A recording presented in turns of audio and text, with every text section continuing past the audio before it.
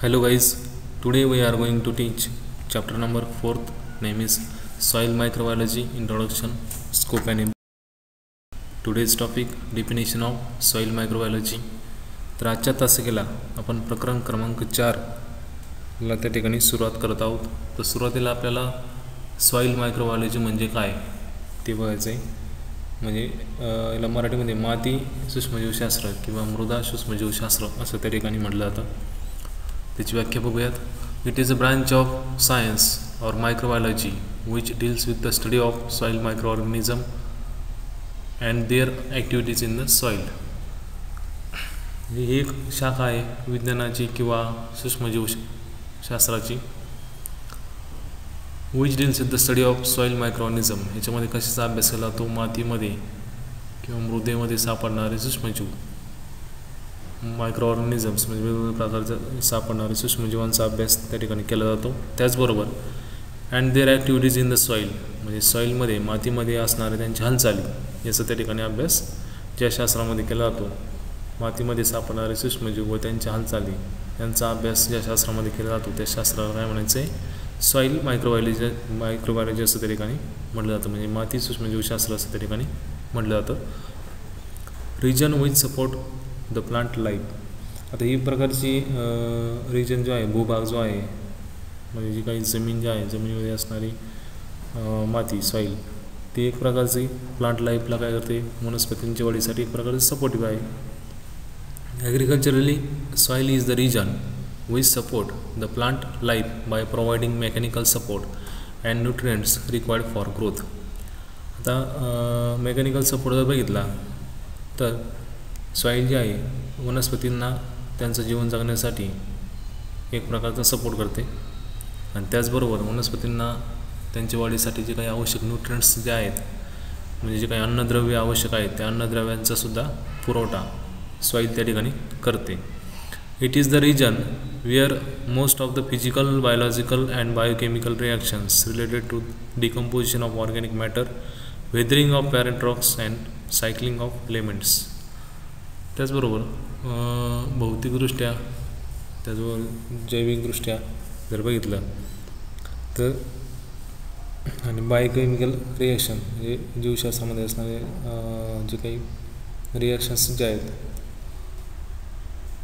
म्हणजे परस्पर क्रिया ज्या आहेत बघा, त्याच्यामध्ये प्रामुख्याने ही जी सॉईल जी आहे तिचं इसेन्शियल रोल आहे.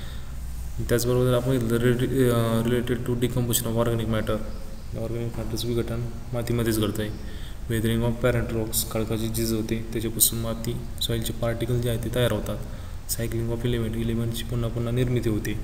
आपल्याला चॅप्टर नंबर 5 आहे बघा, सायक्लिंग ऑफ एलिमेंट. त्याच्यामध्ये आपल्याला स्टडी करायचं आहे carbon cycle, nitrogen cycle, sulphur cycle, iron cycle and phosphorus cycle. हे 4-5 सायक्लिंगचा त्या ठिकाणी आपल्याला अभ्यास करायचा. म्हणजे त्यांची निर्मिती कशी होती, पुनर्निर्मिती कशी होते याचा आपल्याला अभ्यास आहे. तर सुरुवातीला बघूयात कंपोनंट्स ऑफ सॉईलमध्ये कुठले कुठले कंपोनंट्स येतात. त्यामध्ये 1 नंबर मिनरल मॅटर और also called as inorganic matter present 44 to 45% in soil. Then organic matter or also called as organic components 5%. C soil water 25%. And D soil air or also called as soil gases 25%. And last one is E soil microorganism less than 1%. Today's topic component of soil. आता आपण component of soil या ठिकाणी सुरुवातीला बघूयात. यामध्ये जर बघितलं तर मिनरल मॅटर 44 ते 45% आहे. जो काही 100% भाग जो आहे ना त्यामध्ये 44 ते 45% आसपास मिनरल मॅटर त्या ठिकाणी सापडतो आहे. म्हणजे खनिजाचे भौतिक गुणधर्म मिनरल मॅटर म्हणजे खनिज द्रव्य जे आहे ते जवळपास 44 ते 45% आहे. त्यानंतर ऑर्गॅनिक मॅटर सेंद्रिय पदार्थ किती 5%. सॉईल एअर मातीमध्ये असणारे जे गॅसेस आहे हवा सॉईल एअर ते किती 25%. सॉईल वॉटर मातीमध्ये असणारं पाणी 25%. आणि soil micro organism less than 1%. ही डायग्राम आहे. पेपरला क्वेश्चन विचारला जातो, define soil microbiology and give its write down detail in its components. हा क्वेश्चन पेपरला विचारलास हमखास विचारला जातो. या क्वेश्चनचा व्यवस्थित अभ्यास करायचा. एकदम सोपा क्वेश्चन आहे हा. तुम्ही सहज ते लिहू शकता. आता ही डायग्राम दिलेली आहे. Relative proportion of different soil components by volume. ही 100% कन्वर्ट केलेलं आहे. त्यामध्ये जवळपास 5 टप्पे आहे. 5 टप्प्यामध्ये कशाचं किती पर्सेंटेज आहे ते या ठिकाणी दिलेलं आहे. त्यानंतर मिनरल मॅटर और इनऑर्गॅनिक मॅटर 44 to 45%.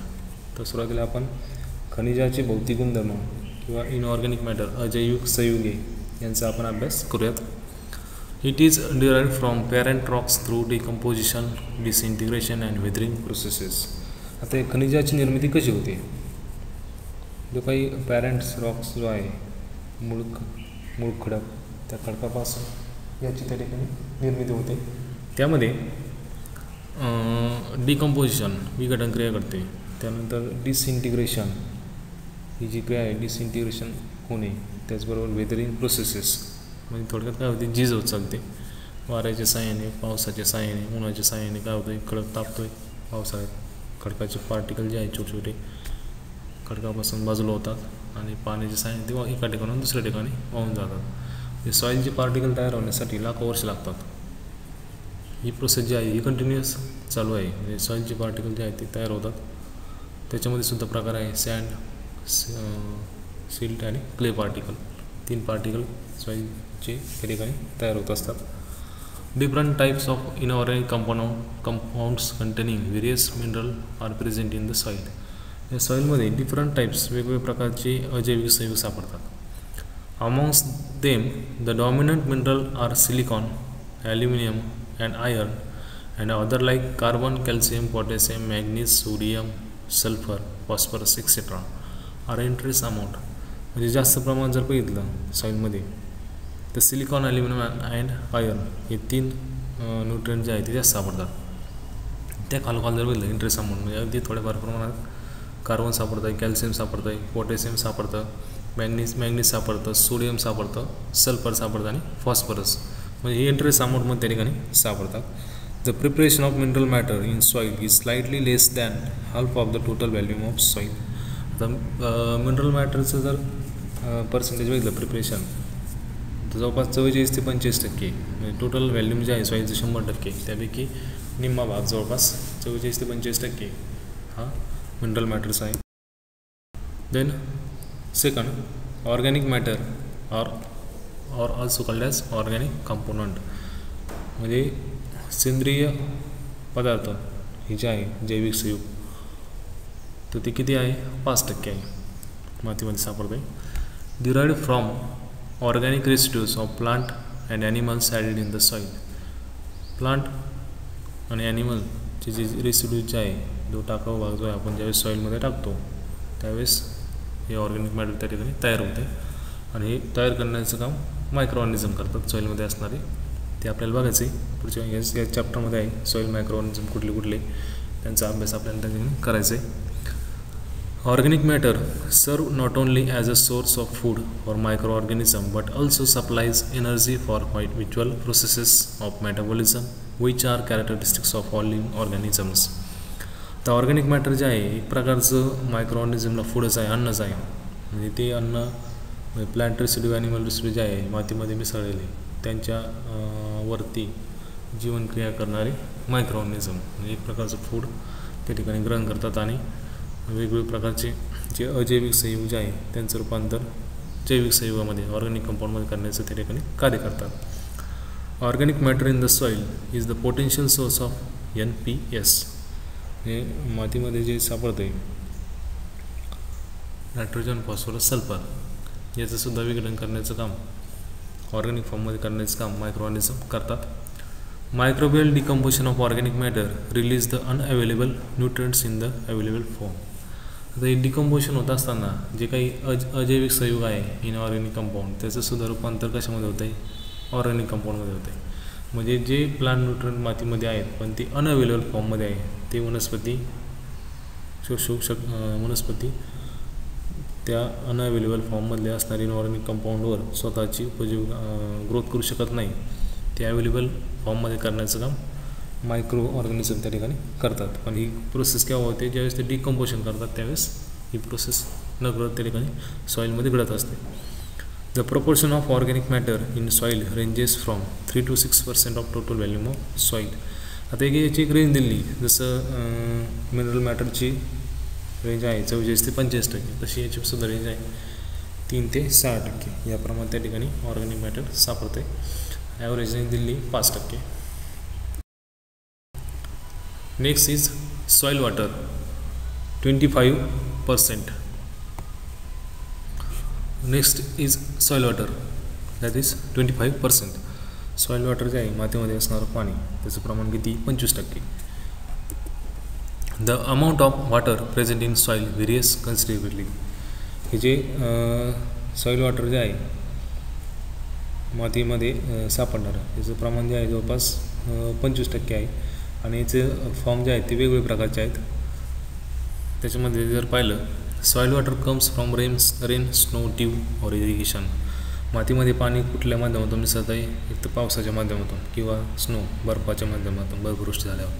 त्यानंतर ड्यू जे आहे दवबिंदू साचले वनस्पतीवर, किंवा इरिगेशन आपण जे शेताला जे पाणी देतो आहे पिकांना त्यामार्फत पाणी जे आहे ते सॉईल पार्टिकलमध्ये मिसळतं आहे.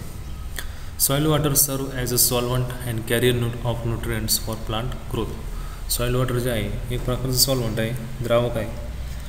And carrier of nutrients for plant ग्रोथसाठी वनस्पतीच्या वाढीसाठी जे न्यूट्रिएंट जे आहे एका ठिकाणाहून दुसऱ्या ठिकाणी येण्याचं कार्य हे सॉईल वॉटर करतं आहे. The micro organism inhibitory in the soil also require water for their metabolic activities. Soil water thus indirectly affects plant growth through its effects in soil and microorganism. Soil water जे आहे त्याच्यामुळं काय होतं आहे, सॉईलमध्ये असणारे जे प्लांट जे आहे त्यांची वाढ होते, मायक्रो ऑर्गॅनिझम जे आहे त्यांचीसुद्धा चांगल्यापैकी वाढ होते. त्यांनासुद्धा न्यूट्रिएंट्स त्या ठिकाणी इनऑर्गॅनिक फॉर्ममध्ये असणारे न्यूट्रिएंट्स एका ठिकाणाहून दुसऱ्या ठिकाणी सॉईल वॉटरमध्ये वाहून जातात आणि ते त्या ठिकाणी मायक्रो ऑर्गॅनिझम ऑर्गॅनिक फॉर्ममध्ये करण्याचं कार्य करतात. Percentage of soil water is 25% of total volume of soil. एका टोटल व्हॅल्यूम ऑफ सॉईल जे आहे 100%, त्या 100%पैकी 25% पर्सेंटेज हे जे आहे ते सॉईल वॉटर त्या ठिकाणी आहे. Then soil air or soil gases 25%. A part of soil volume which is not occupy by soil particles, that is pore space are filled partly with soil water and partly with soil gear. मातीमध्ये ज्यावेळेस उन्हाळ्यामध्ये बघा जमिनीवरती भेगा पडतात, तर हे जे भेगा जे असतात ते भेगामध्ये 25% जे आहे ते पाणी असतं आणि 25% जे आहे ती एअर असतं, हवा असते. म्हणजे त्या एअरमध्ये जे काही पोर स्पेस जे असतात छोटे छोटे जे काही भाग पडलेले असतात जमिनीमध्ये छोटे छोटे छिद्र असतात बघा, आणि त्या भागामध्ये 25% पाण्याचा भाग असतो आणि वरचं जे पाणी जे आहे ते खोलवरचं सापडतं, वरती पाणी सापडत नाही. आणि 25% भाग जो आहे तो हवा असते, म्हणजे एअर असतं. त्या एअरमध्ये वेगवेगळ्या प्रकारचे गॅसेस त्या ठिकाणी सापडतात.